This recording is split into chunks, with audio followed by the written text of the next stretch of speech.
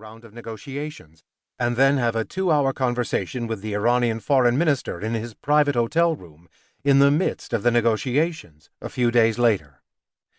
My access to top decision-makers on both sides gave me a unique perspective, which I have tried to use to enrich this book and its analysis. Secondary sources, such as the writings of other analysts and new items, have also been utilized. The news items are primarily from English-language sources, as well as from Iranian newspapers written in Persian. Although it is not possible to list all of the officials interviewed, and a number of them preferred to remain anonymous, some should be mentioned. Secretary of State John Kerry, Deputy Secretary of State William Burns, Deputy National Security Advisor Ben Rhodes, Lead Negotiator Wendy Sherman, as well as other key players in the U.S. negotiating team such as Jake Sullivan, Richard Nephew, and Rob Malley, among others, provided invaluable insights into the Obama administration's thinking and strategic considerations in regard to the negotiations, as well as the broader geopolitical situation. Concerning the efforts to secure the deal in Congress, I am very grateful for the perspectives of Senators Tim Kaine and Dick Durbin, and House members Nancy Pelosi, Jan Schakowsky, Keith Ellison, and David Price. On the Iranian side, Foreign Minister Javad Zarif was enormously generous with his time and insights, as were Mohammad Nahavandian, President Hassan Rouhani's Chief of Staff, and Deputy Foreign Minister Majid Ravanchi. In addition, the High Representative of the European Union for Foreign Affairs and Security Policy, Federica Mogherini, France's Ambassador to the United States, Gérard Araud, Britain's Ambassador to the United States, Peter Westmacott, Germany's Ambassador to the United States, Peter Wittig, and Russia's Deputy Foreign Minister, Sergei Rybkov, provided contexts for and insights into the views and calculations of the other key players in these historic events. The book begins with a geopolitical scene-setter.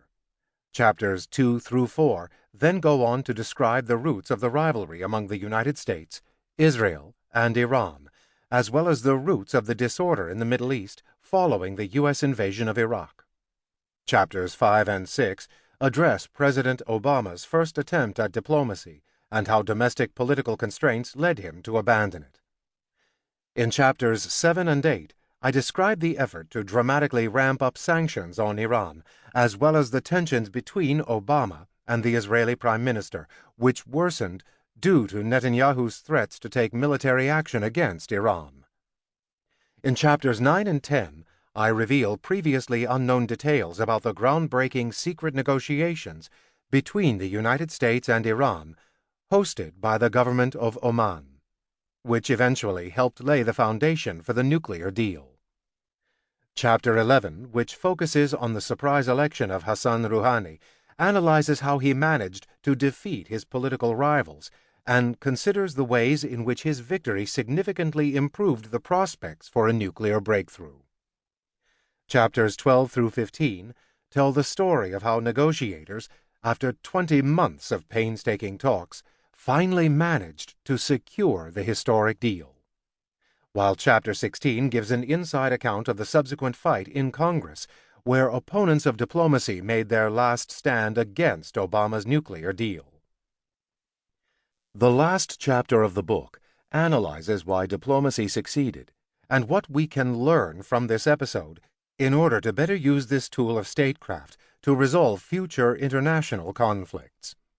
It also provides a forward-thinking consideration of the threats to the durability of the nuclear deal, as well as asking whether the deal will enable the United States to lose an enemy in the Middle East, or whether the positive gains in U.S.-Iran relations will eventually be lost.